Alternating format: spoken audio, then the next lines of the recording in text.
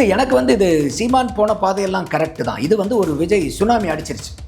அரசாங்கத்து மேலே இருந்த கோபம். உதாரணத்துக்கு திமுக எத்தனை எம்எல்ஏ வச்சுருந்தாங்க? 133 எம்எல்ஏ. இப்போ அவங்களுடைய எம்எல்ஏ எத்தனை? 59. அதிமுக 66 வச்சிருந்துச்சு. இப்போ எவ்வளோ இருக்குது? 47. அப்போ அவ்வளோ குறைஞ்சிருக்கும் போது இப்போ சீமான் அவர்கள் போன எம்எல்ஏ தேர்தலில் 6.8% வாங்கினார். இப்போ 4% இழுத்து பிடிச்சிருக்காரு. அப்போ இந்த இதிலே வந்து பார்த்தீங்கன்னாக்கா நீங்கள் ஒரு 20 லட்சம் மக்களை வந்து நெருங்கிட்டீங்க. அப்போ இந்த சுனாமியில் கூட ஒரு 20 லட்சம் மக்கள் உங்கள் மேலே நம்பிக்கை வச்சு வாக்களிச்சிருக்காங்கும் போது இதை பிடிச்சி அவங்க மேலே வருவாங்க. அப்போ உங்களுக்கு பாரதிய ஜனதா வரக்கூடாதுங்கிறதா உங்களுக்கு முழு காரணமாக இருந்துச்சுன்னா, திமுக கூட்டணியில் இருக்கிற அத்தனை கட்சியும் தார்மீக அடிப்படையில் போய் எந்த நிபந்தனையும் இல்லாமல் கூட நீங்கள் சப்போர்ட் பண்ணணும். அதுதான் பாரதிய ஜனதா உள்ளார வராமல் தடுக்கிறதுக்கு நீங்கள் தமிழ்நாட்டு மக்களுக்கு செய்கிற செயல். ஃபஸ்ட்டு இல்லையா, உங்களுக்கு உண்டான ஆதாயத்தை கூட மினிஸ்டர் கேட்டு கூட வாங்கிக்கிங்க. அப்போ இவங்களுக்கு என்னன்னா நோக்கம் பாரதிய ஜனதாவை வராமல் தடுக்கிறது நோக்கம் இல்லை. பாரதிய ஜனதா பேரை சொல்லி அரசியல் பண்ணிட்டு இருக்கணுங்கிறதா நோக்கம். வேற ஒன்றும் நோக்கம் இல்லை. மக்களை மடைமாற்றுறது மட்டும்தான் நோக்கம். அப்படிதான் நான் பார்க்குறேன். திமுக கூட்டணியில் 6 கட்சிகள்கிட்ட 14 எம்எல்ஏ, அதிமுக கிட்ட 3 கட்சியில் 6 எம்எல்ஏ. அப்போ அதில் பாரதிய ஜனதா விட்டிங்கன்னா மீதி 19 எம்எல்ஏ. இப்போ அவங்களுக்கு 208ன்னா அவங்களுக்கு தேவைப்படுறது 12. அதில் காங்கிரஸில் வந்து 5 போயிட்டிங்கன்னா மீதி ஒன்று 7 சீட்டு வேணும் உங்களுக்கு. அப்போ அந்த 7 எம்எல்ஏக்களை வந்து நீங்கள் என்டிஏ கூட்டணியிலேருந்து வரக்கூடாதுன்னா அப்போ நீங்கள் ஹெல்ப் பண்ணுங்கள். திமுக கூட்டணியிலேருந்து கூட்டிகிட்டு வரதுக்கு விசிகாவே கம்யூனிஸ்டையும் பண்ணால் அவர் ஹாப்பியாக பண்ண போகிறாரு. யார் வேண்டான்னு சொல்ல போகிறாங்க? ஆனால் நாங்கள் வந்து ஸோ அதே மாதிரி இன்னைக்கு காங்கிரஸ் வந்து நிபந்தனையற்ற ஆதரவு கொடுக்குறாங்கிறது வரவேற்கக்கூடியது தான். நிபந்தனையற்றனா என்ன, எங்களுக்கு இந்த மந்திரி சபை கொடுங்க, அந்த மந்திரி சபை கொடுங்கன்னு கூட கிடையாது. நாங்கள் நீங்கள் ஆட்சி அமைக்கிறதுக்கு ஆதரவு கொடுக்குறோம். பரவாயில்ல, நீங்கள் ஒரு மினிஸ்டர் கூட கேட்கலாம், தப்பு கிடையாது. ஏன்னா நீங்கள் தே ஆர் இன் நீட். அந்த நீட்டில் இருக்கும்போது நீங்கள் கேட்குறதுல தப்பும் கிடையாதுங்கிறது என்னுடைய பார்வை. ஆனால் அவங்க இன்னொரு நிபந்தனை வைக்கிறாங்கன்னு செய்தி வருதுன்னா,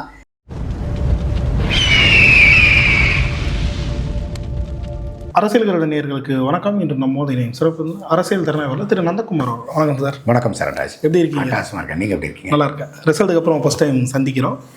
108 தொகுதிகளில் தாவேகா வந்து வெற்றி பெற்றிருக்காங்க. தனி மெஜாரிட்டி அவங்களுக்கு கிடைக்கல. இப்போது கூட்டணிக்காக அனைத்து தரப்பிலும் பேச்சுவார்த்தை நடத்துகிறாங்க அப்படின்ற பேச்சுக்கள் வெளியாகுது. நேற்று வரைக்கும் காங்கிரஸ் கூட வந்து பேச்சுவார்த்தை நடத்துகிறாங்கன்ற செய்தி வெளியாகுது. மற்ற எம்எல்ஏக்கள் ரெசார்ட்டில் இருக்காங்க. என்ன அங்கே நடக்குது அப்படின்றதும் தெரியல. என்னதான் போயிட்டு இருக்கு தமிழக அரசியல் களம்? எப்படி மாறும்னு நினைக்கிறீங்க? ரொம்ப சுவாரஸ்யமான அரசியல் களம் தான் இது. நிறைய ரெக்கார்ட்ஸ் எல்லாம் பிரேக் பண்ணக்கூடிய அரசியல் தேர்தல். இந்த தேர்தல் நம்ம எல்லாம் சொல்லுவோம் இல்லையா, ஒத்த வாக்குனுடைய சக்தி என்ன தெரியுமான்ட்டு. அந்த மாதிரி அந்த ஒத்த வாக்குனுடைய பவரை ரியலாக காமிச்ச தேர்தல் இது. பெரிய கருப்பண்ணன் வந்து ஜஸ்ட் ஒரு வாக்கு வித்தியாசத்தில் தோல்றாரு திருப்பத்தூர் சிவகங்கை மாவட்டத்தில். ஸோ அது வந்து ஒரு பெரிய ஒவ்வொரு குடிமகனுக்கும் அந்த ஒரு வாக்குங்கிறது எவ்வளோ பவருங்கிறத ஏன்னா படத்தில் மற்ற இடத்துலலாம் நம்ம சொல்லுவோம் ஒவ்வொரு வாக்கும் முக்கியம், ஒவ்வொரு வாக்கும் முக்கியம்னு சொல்லுவோம். அந்த ஒரு வாக்கில் ஜெயிச்சா கூட அவர் தான் ஜெயிச்சவருன்னு சொல்லுவோம். ஆனால் இதுதான் இந்த தடவை லிட்டரலாக அது நடந்திருக்குது. அது உள்ளபடியே மக்களுக்கு வந்து அந்த வாக்கு எவ்வளோ முக்கியங்கிறத ஒரு பிரதிபலிக்கக்கூடிய ஒரு செயல். ஸோ இன்றைக்கி வந்து அவங்க 108 சீட்டு வச்சுருக்குறாங்க. இப்போ 108 சீட்லைங்கும்போது ஃபஸ்ட்டு கவர்னர் கொடுக்கக்கூடியது வந்து பார்த்திங்கனாக்கா எப்பயுமே அவங்களுக்கு ஒரு 4 படிநிலைகள் இருக்கும். ஒன்று வந்து ப்ரீபோல் அலையன்ஸில் யார் மெஜாரிட்டி இருக்காங்களோ அவங்கள கூப்பிடுவாங்க. ரெண்டாவது வந்து single largest party with support letters second. மூணாவது வந்து பார்த்திங்கனாக்கா போஸ்ட்போல் அலையன்ஸ் வித் மெஜாரிட்டி. நாலாவது வந்து பார்த்திங்கன்னா நீங்கள் மைனாரிட்டியாக இருந்தால் கூட வெளியே இருந்து யாராவது ஆதரவு கொடுக்குறாங்கங்கிற மாதிரி இருந்தால் நாலாவது அந்த கேட்டகரியில் வருவாங்க. ஸோ இப்போ விஜய் அவர்களுக்கு வந்து பார்த்திங்கனாக்கா 108 சீட்டு. சில பேர் சொல்லுவாங்க இல்லை அவர் ஒரு சீட்டை ரிசைன் பண்ணி தானே ஆகணும் அப்படின்னு சொல்லிட்டு. அது கட்டாயம் இல்லை. அவர் ரிசைன் பண்ணாத வரைக்கும் இன்றைக்கி 108 சீட்டுன்னு கொடுத்துருக்கிறது விஜய் அவர்களுடைய 2 சீட்டையும் சேர்த்தி தான். அவர் ராஜினாமா செய்கிற வரைக்கும் அது 108 தான் கவுண்ட்டு. அதனால தான் அவங்க அந்த ராஜினாமா பண்ணுறத டைமிங் பார்த்து பண்ணணும். அப்போ இப்போ அவங்க வாக்கெடுப்பு வரைக்கும் அது பண்ணாமல் இருந்தாங்கன்னா அந்த 108 அவங்களுக்கு அங்கே இடத்துல செல்லுபடி ஆகும். மீதி வந்து அவங்களுக்கு இப்போ 118. ஸோ இவங்களுக்கு நிறையா வாய்ப்புகள் இருக்குது. இன்றைக்கி எல்லாருமே வந்து ஆதரவு கொடுக்க தயாராக தான் இருப்பாங்க. காரணம் என்னன்னு கேட்டிங்கனாக்கா, இன்றைக்கி வந்து விஜய் அவர்களால் ஆட்சி அமைக்க முடியலன்னு வச்சுங்க. எங்கே போய் நிற்கும் இது? மறுபடியும் தேர்தல் நம்பிக்கை இல்லா தீர்மானம் ஏற்பதும் தேர்தல் இன்னைக்கு தேதியில் மறுதேர்தல் வந்தால் யாருக்கு செல்வாக்காகும்? மறுபடியும் தாவேகாவுக்கு தான் ஸ்வீப் அடிக்கும். ஆமாம். இன்னைக்கு தாவேக்காவுக்கு போடாதவங்க கூட மற்ற கட்சிக்கு வாக்களிச்சவங்க கூட தாவேக்காவுக்கு மக்கள் மத்தியில் இந்த அளவுக்கு செல்வாக்கு இருக்குது, அவரும் போய் அப்பீல் பண்ணுவார். பாருங்கள், நீங்கள் வந்து மேண்டேட் கொடுத்து 108 சீட்டு ஜெயிக்க வச்சு கூட 35% வாக்கு கொடுத்தும் நம்மளை வந்து மக்கள் விரும்புகிற மாதிரி ஆட்சி அமைக்கிறதுக்கு விட மாட்டேன்றாங்க, நீங்கள் தான் பார்த்து கரெக்டான தீர்ப்பை கொடுக்கணும்னு சொன்னாருன்னா ஒரு 160 150 சீட்டுக்கு மேலே அடிச்சுட்டு வந்துடும். அது இப்போ இருக்கக்கூடிய கட்சிகளுக்கு சாதகமாக இருக்குமா? நிச்சயம் இல்லை. அப்போ அந்த சூழ்நிலைக்கு போக மாட்டாங்க. அப்போ இருக்கக்கூடிய கட்சிகள் வந்து பெரிய அளவுக்கு ஆதரவு கொடுக்கறதுக்கு வாய்ப்புகள் அதிகமாக இருக்குது. இதில் வந்து பார்த்திங்கன்னா நாங்கள் எப்பயுமே வந்து திமுக கூடயே தான் இருப்போம், அவங்கள விட்டு வெளியே வர மாட்டோம், இவங்களை விட்டு வெளியே வர மாட்டாங்கிறதெல்லாம் இருந்துச்சுன்னா அது அவங்களுக்கு ஒரு நல்ல முடிவு இல்லை எந்த கட்சிக்குமே. என்ன ஒரு காரணம்னு கேட்டிங்கன்னா, இன்றைக்கி அதிமுக 47 சீட்டு வச்சுருக்காங்க. இப்போ இன்றைக்கி வந்து அவங்க நாங்கள் வெளியே இருந்து ஆதரவு கொடுக்குறோன்னு சொல்லிட்டாங்கனாலும் மேட்ரு முடிஞ்சுது. நிச்சயமா. ஆனால் நீங்கள் வந்து முதல் தடவை இப்போ திமுக கூட்டணிக்கிட்ட இருக்கக்கூடியது பேச்சை என்ன, எதனால் நாங்கள் அந்த கூட்டணியில் இருக்கிறோன்னு சொல்கிறாங்க? நாங்கள் வந்து பாஜக எதிர்ப்பை முன்னிறுத்துறோம் அப்படின்ற. கரெக்டு தானே? அப்போ நீங்கள் இன்றைக்கி வந்து அதை நீங்கள் 2021 எல்லாரும் சேர்ந்து ஒன்றா சண்டை போடும்போது எத்தனை சீட் வச்சுருந்தாங்க பாரதிய ஜனதா? 4. இன்றைக்கி 1. அப்போ உங்களை விட விஜய் சிறப்பாக சண்டை போட்டிருக்காருன்னு தானே நீங்கள் எடுத்துக்கணும். பாரதிய ஜனதாவை குறைச்சி விடுறதுக்கு அவர் பெரிய காரணமாக இருந்திருக்காருல்ல. அப்போ நீங்கள் இன்றைக்கி சப்போர்ட் கொடுக்கலன்னா, அதிமுக வெளியிருந்து சப்போர்ட் கொடுத்துட்டா என்ன பண்ணுவீங்க? நான் சொல்கிறது திமுகவை கேட்கல, திமுக கூட்டணியில் இருக்கக்கூடிய கட்சிகளை கேட்குறேன். அப்போது உங்களுடைய நீங்கள் சொல்லக்கூடிய காரணம், இதனால் வரைக்கும் நாங்கள் திமுகவை தான் உடம்பு புடியாக நாங்கள் ஏன் பிடிச்சி வச்சிட்ருக்குறோம்னாக்கா, இது வந்து பாரதிய ஜனதா உள்ளார வந்துடணும் அப்படிங்கிறதான் இவ்வளோ நாள் கட்டுக்கதைகள்லாம் சொல்கிறாங்க. அது உண்மையாக இருந்துச்சுன்னா, அது கதை இல்லை நிஜம் அப்படிங்கிற மாதிரி இருந்துச்சுன்னா இவங்க என்ன பண்ணணும்? இப்போது தாவேக்கா கூட்டணி தேர்தல், தாவேக்காக்கு எந்த நிபந்தனைகளும் இல்லாமல் நாங்கள் ஆதரவு கொடுக்குறோன்னு போகணும். எதனால்? பாரதிய ஜனதா உள்ளார வரக்கூடாது. இப்போ நீங்கள் நாளைக்கு அதிமுக வெளியிருந்து ஆதரவு கொடுத்து உள்ளார வந்துச்சுனாலும் அது உங்களுக்கு பின்னடைவு தானே. நீங்கள் அதை என்ன சொல்லுங்க, அதிமுக கூட பாரதிய ஜனதா கூட்டணியில் இருந்த கட்சி தானே, அவங்க வந்து இவங்களுக்கு பேக்கப் பண்ணுறாங்க அப்படின்னு வரும்ல. அப்போ நீங்கள் அந்த வாய்ப்புக்கு நீங்கள் ஏன் சார் விடுறீங்க? நீங்கள் திமுக கூட எந்த நிபந்தனையும் எவ்வளோ நசுக்குனாலும் அங்கே கட்டுப்பட்டு இருக்கிறதுக்கு என்ன காரணம்? பாரதிய ஜனதா வந்துடக்கூடாதுன்னு. ஏன் நீங்கள் வந்து விஜயோட போகல? எலெக்ஷனுக்கு முன்னாடி கூட்டணிக்கு அவர் நிரூபிக்கப்படாத வாக்கு வங்கி எவ்வளோ இருக்குதுன்னு தெரியாது, அவரால் பாரதிய ஜனதாவை தடுக்க முடியுமான்னு தெரியாது. ஒரே சக்தி திமுக தான் வந்து பெரிய மாபெரும் சக்தி, இவங்களால மட்டும்தான் அவங்கள வராமல் தடுக்க முடியும்லாம் சொல்லிட்டு இருந்தீங்கல்ல.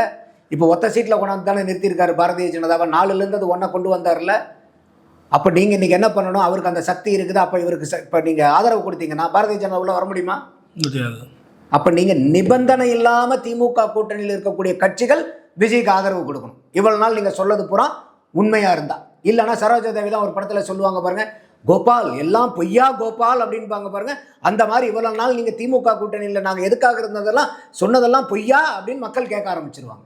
ஸோ அப்போ இவங்களுக்கு இருக்கக்கூடியது அவங்களா வந்து தார்மீகமாக போய் ஆதரவு கொடுக்கணும் விஜய்க்கு. அப்படி இருக்கிற பட்சத்தில் நீங்கள் மினிஸ்ட்ரியில் கூட கேட்டு வாங்குங்க சார். தரேன்னு இருக்காருல்ல, கூட்டணியில் ஆட்சியில் அவர் தான் தரேன்னு இருக்காருல்ல. அப்போ நீங்கள் அதுக்கு தானே இவ்வளோ நாள் போராடுறீங்க. அப்போ உங்களுக்கு நீங்கள் கேட்குறதும் கிடைக்குது, உங்களுடைய இலக்கான பாரதிய ஜனதா வராமல் தடுக்கிறதுக்கும் ஒரு வாய்ப்பு இருக்குது. அதையும் மீறி நாங்கள் திமுகவை விட்டு வரமாட்டோம்னா அப்போ திமுக கூட்டணியில் நீங்கள் ஒட்டிக்கிட்டே இருக்கிறது காரணம் என்னப்போ? பாரதிய ஜனதா எதிர்ப்பு மட்டும் காரணம் இல்லைங்கிறது நிரூபிக்குதா இல்லையா? இப்போ ஐயா வேற புதுசாக வந்து இன்னைக்கு சிபிஐ கேள்விப்பட்டிருக்கீங்க, சிபிஎம்மும் கேள்விப்பட்டிருக்கீங்க, திராவிட கம்யூனிஸ்ட் கேள்விப்பட்டிருக்கீங்களா? நேற்று அண்ணன் வீரபாண்டியார் பேசினார், கேட்டிங்களா?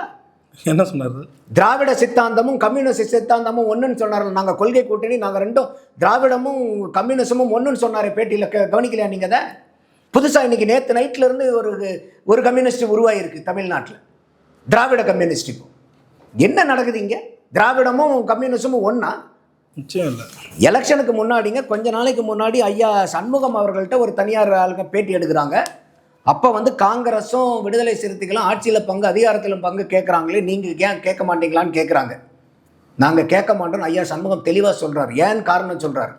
திமுக முதலாளித்துவ கட்சி, நாங்கள் கம்யூனிஸ்டுகள் தொழிலாளர் நலன் சார்ந்த கட்சி, கொள்கையிலே எங்களுக்கு வேறுபாடு இருக்குது. அதனால் திமுக கூப்பிட்டு எங்களை ஆட்சியில் உட்காருங்கனாலும் நாங்கள் உட்கார மாட்டோம்னு ஐயா சண்முகம் சொல்கிறார். அப்போ ஐயா சண்முகம் சொல்கிறத கம்யூனிஸ்ட் சித்தாந்தம்னு எடுத்துக்கிறதா, இல்லை வந்து ஐயா வீரபாண்டியன் சொல்கிறத எடுத்துக்கிறதா? அதனால தான் சொல்கிறேன், இது கம்யூனிஸ்ட் இல்லை, திராவிட கம்யூனிஸ்ட்னு இப்போ வந்துருக்குது புதுசாக. அப்போ நீங்கள் இவ்வளவு நாள் நீங்கள் வந்து நாங்கள் பாரதிய ஜனதாவை எதிர்க்கிறது தான் நோக்கம்ங்கிறது இங்கே அடிபடுது இல்லை. நீங்கள் சொல்லுங்கள், திராவிடமும் கம்யூனிசமும் ஒன்றா? நிச்சயம் இல்லை. அவர் சொல்கிறார் 2 கொள்கையும் ஒன்றுங்கிறார் நேற்று. அப்போ நீங்கள் கூட்டணியில் இருக்கிறதுக்கு உண்டான காரணம் என்ன? அப்போ உங்களுக்கு பாரதிய ஜனதா எதிர்ப்புங்கிறது காரணம் இல்லைங்கிறது அப்பட்டமா நீங்களே சொல்கிறீங்க. நிச்சயமா.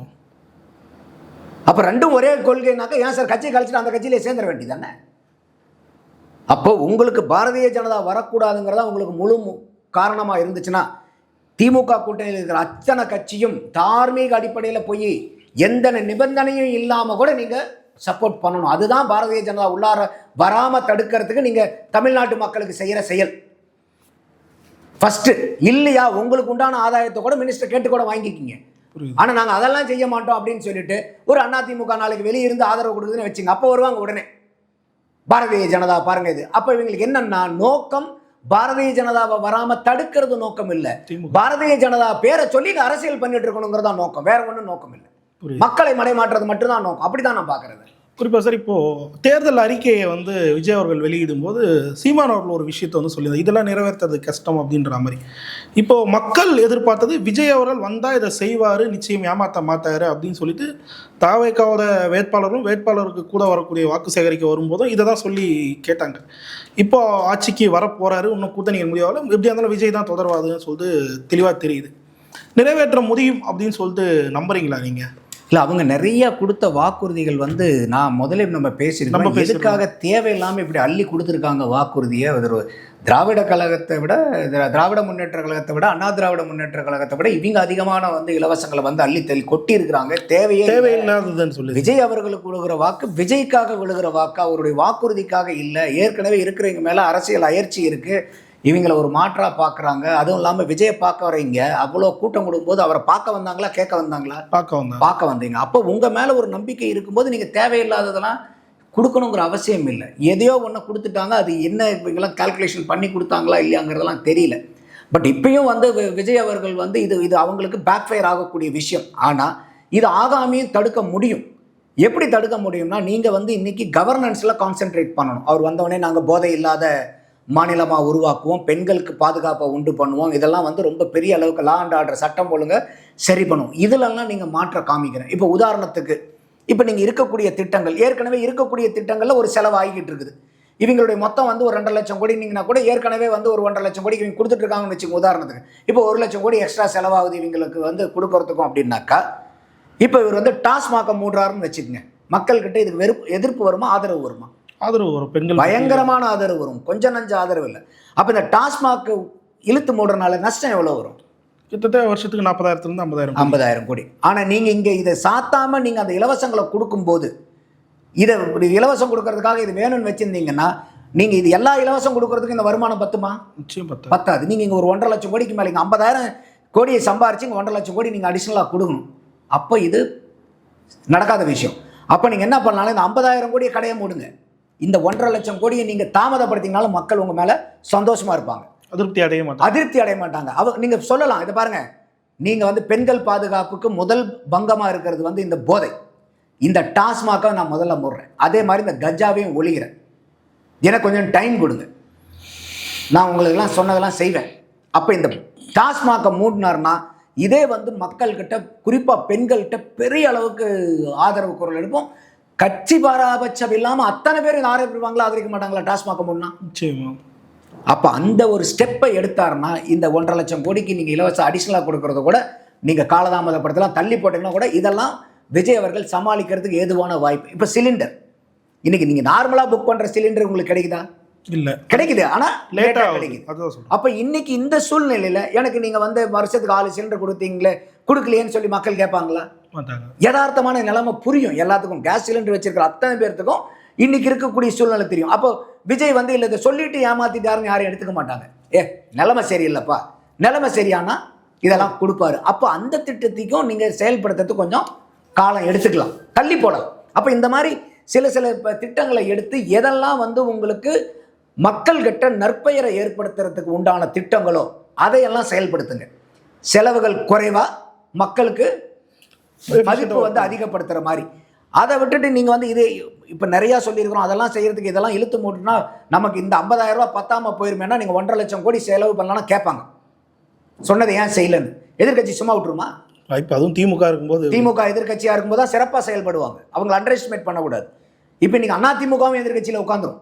அதாவது அவங்க வெளியிருந்து ஆதரவு கொடுத்தாலுமே சட்டமன்றத்தில் கேள்வி கேட்காம விட்டுருவாங்களா? இல்லை, கேள்வி கேட்பாங்க. அப்போ இவங்க 2 பேர்த்தையுமே நீங்கள் எதிர்க்கணும். மக்கள்கிட்டையும் அதிருப்தி இருக்கக்கூடாது.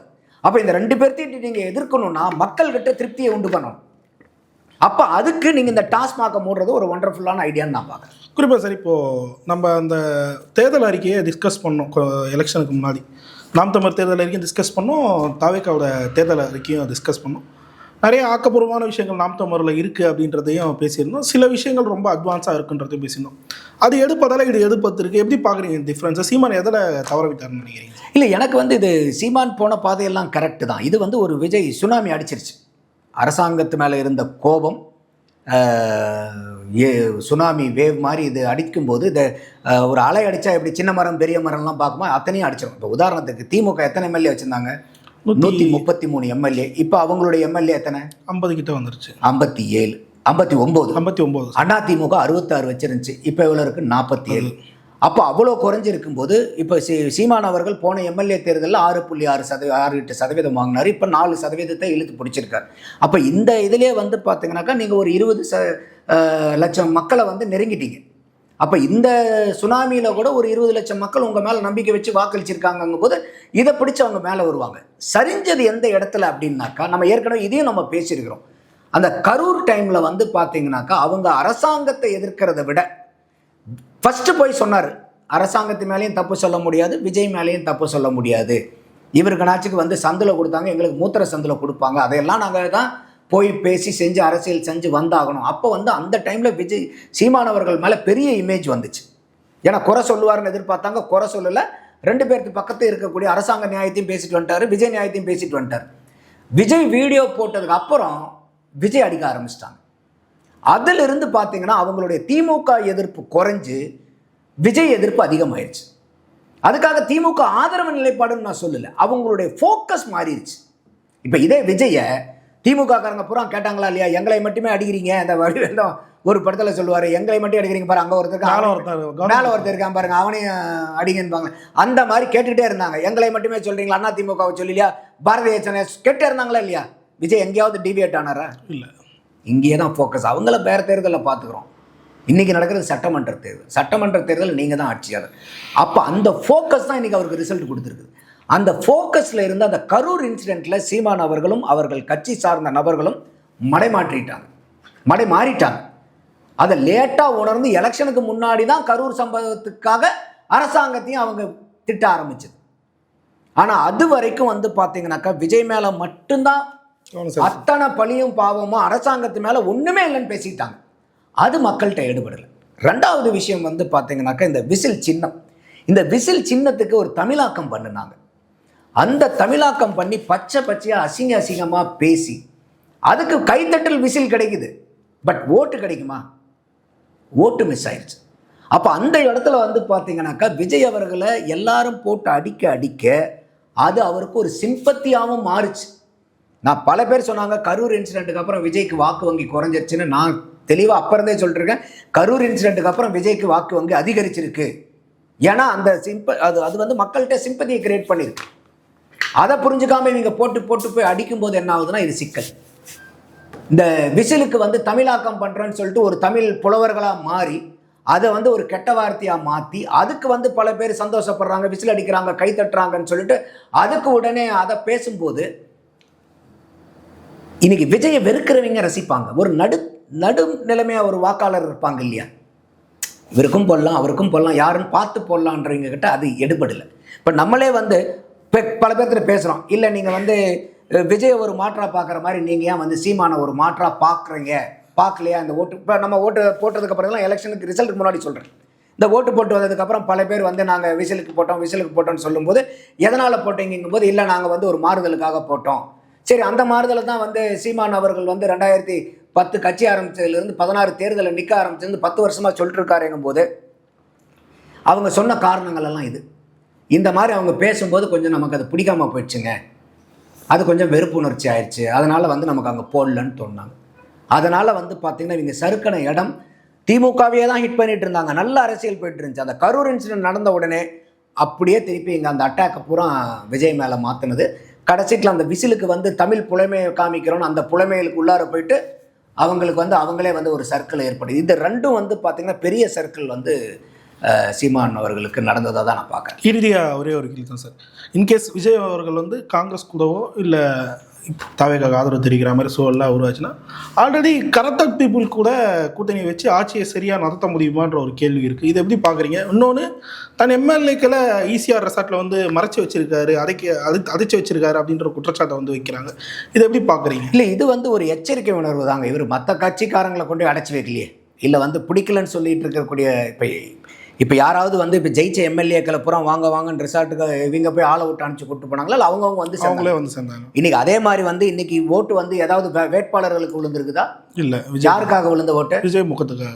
விஜய் முகத்துக்காக, ஆளுங்கட்சியினுடைய எதிர்ப்புக்காக விழுந்த வாக்கு தான். அப்போ வந்து இதில் வந்து நாங்கள் வந்து இப்போ நல்லா யோசிச்சு பாருங்களேன். இன்னைக்கு வந்து அந்த இருக்கக்கூடிய ஒரு ஆளை வந்து விலை போயிடுறாருன்னு வச்சுக்கோங்க, என்ன ஆகும்? அது ஒரு எம்எல்ஏ லாஸ், காலி. அந்த எம்எல்ஏ காலி. அதில் மறுதேர்தல் வருமா? யார் ஜெயிப்பா அந்த சீட்டில்? தாவேக்கா. திமுக ஜெயிச்சிருமா அந்த இடத்துல? வாய்ப்பு இல்லை. வேற எந்த கட்சியும் ஜெயிக்க முடியாது. அப்போது இதையெல்லாம் புரிஞ்சிக்காம ஒரு ஆள் வெளியே போகிறாருன்னா அதை விட ஒரு பைத்தியக்காரத்தனமான ஒரு எம்எல்ஏ யாரும் இருக்க முடியாது. அதனால் அவங்க யாரும் வெளியே வரக்கூடிய ஆட்கள் அல்ல.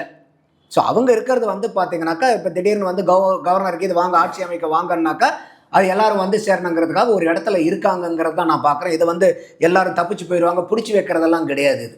ஸோ அந்த எபிசோடெல்லாம் இல்லை. ஸோ அதனால் வந்து அந்த பார்வை வந்து எனக்கு இல்லை. ஸோ அதே மாதிரி இன்றைக்கி காங்கிரஸ் வந்து நிபந்தனையற்ற ஆதரவு கொடுக்குறாங்கங்கிறது வரவேற்கக்கூடியது தான். நிபந்தனையற்றனா என்ன, எங்களுக்கு இந்த மந்திரி சபை கொடுங்க, அந்த மந்திரி சபை கொடுங்கன்னு கூட கிடையாது. நாங்கள் நீங்கள் ஆட்சி அமைக்கிறதுக்கு ஆதரவு கொடுக்குறோம், பரவாயில்ல, நீங்கள் ஒரு மினிஸ்டர் கூட கேட்கலாம், தப்பு கிடையாது. ஏன்னா நீங்கள் தே ஆர் இன் நீட், அந்த நீட்டில் இருக்கும்போது நீங்கள் கேட்குறதுல தப்பும் கிடையாதுங்கிறது என்னுடைய பார்வை. ஆனால் அவங்க இன்னொரு நிபந்தனை வைக்கிறாங்கன்னு செய்தி வருதுன்னா, என்டிஏ கூட்டணியில் இருக்கக்கூடிய யாரையும் நீங்கள் சேர்த்தக்கூடாதுன்றாங்க. சரி, அப்படி இருக்கிற மாதிரி இருந்தால் அங்கே என்டிஏ கூட்டணியில் யார் இருக்காங்க? அமமுக ஒரே ஒரு சீட்டு, பாஜக ஒரு சீட்டு, பாமக 4 சீட்டு. பாஜக கண்டிப்பாக அவங்க வரப்போகிறது இல்லை. அப்போ வந்து உங்களுக்கு அமமுகவும் இதுவும், அப்போ அவங்க 2 பேர்த்தையும் சேர்த்துனாங்கன்னா கூட 5. சரி, நீங்கள் 5, விஜய்க்கும் வந்து பார்த்தீங்கன்னா அதான் சாய்ஸாக இருக்கும். என்டிஏ கூட்டணியிலேருந்து வேண்டாங்கிறது தான் முதல் அவருடைய விருப்பமாகவும் இருக்கும். அப்போ இந்த காங்கிரஸ் இந்த நிபந்தனை வைக்கும்போது காங்கிரஸும் விஜய்க்கு ஹெல்ப் பண்ணணும் இல்லையா? அந்த திமுக கூட்டணியில் இருக்கக்கூடிய கட்சிகளை வந்து கூட்டு வரதுக்கு. இல்லை வேற ஏதாவது பக்கத்து மாநிலேருந்து எம்எல்ஏ கடன் வாங்க முடியுமா? இல்லை, ஒன்றும் வாங்க முடியாது. அப்போ இன்னைக்கு திமுக, அதிமுக, தாவேக்கா அல்லாத எம்எல்ஏக்கள் வெறும் 20 பேர் தான். திமுக கூட்டணியில் 6 கட்சிகள்கிட்ட 14 எம்எல்ஏ, அதிமுக கிட்ட 3 கட்சியில் 6 எம்எல்ஏ. அப்போ அதில் பாரதிய ஜனதா விட்டிங்கன்னா மீதி 19 எம்எல்ஏ. இப்போ அவங்களுக்கு 208ன்னா அவங்களுக்கு தேவைப்படுறது 12. அதில் காங்கிரஸில் வந்து 5 போயிட்டிங்கன்னா மீதி இன்னும் 7 சீட்டு வேணும் உங்களுக்கு. அப்போ அந்த 7 எம்எல்ஏக்களை வந்து நீங்கள் என்டிஏ கூட்டணியிலேருந்து வரக்கூடாதுன்னா அப்போ நீங்கள் ஹெல்ப் பண்ணுங்கள், திமுக கூட்டணியிலேருந்து கூட்டிகிட்டு வரதுக்கு. விசிகாவே கம்யூனிஸ்டையும் பண்ணால் அவர் ஹாப்பியாக பண்ண போகிறாரு. யார் வேண்டான்னு சொல்ல போகிறாங்க? ஆனால் நாங்கள் வந்து அதுக்கும் பண்ண மாட்டோம். என்டிஏ அதாவது திமுக கூட்டணியிலிருந்தும் எங்களுக்கு ஆதரவு கொடுக்க மாட்டோம். ஆனால் வந்து பாரதிய ஜனதாவும் வரக்கூடாது, அதிமுகவும் பேக்கப் கொடுக்கக்கூடாதுன்னா இது என்ன மாதிரி நிலைப்பாடு? அப்போ வந்து மக்களுடைய தீர்ப்பை நீங்கள் மனமும் வந்து ஏற்றுக்கிறோன்னா எல்லா அரசியல் கட்சியும் சொல்கிறாங்க. இன்றைக்கி மக்கள் என்ன தீர்ப்பு கொடுத்துருக்காங்க? மெஜாரிட்டி தான் இல்லைன்றது தான். அப்போ வந்து இன்னைக்கு இருக்கக்கூடிய கட்சியில் அவங்க தான் மெஜாரிட்டி. அப்போ அவங்க ஆளணுங்கிறது தான் இது. அப்போ அதுக்கே நீங்கள் ஒத்து வர மாட்டேங்கிறீங்க.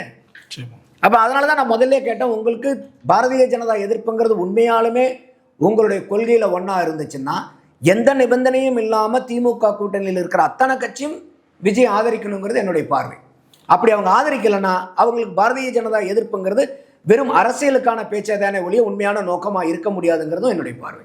பல்லறிக்கை தெளிவாக இருந்துச்சு. நன்றி சரட்டாஸ்.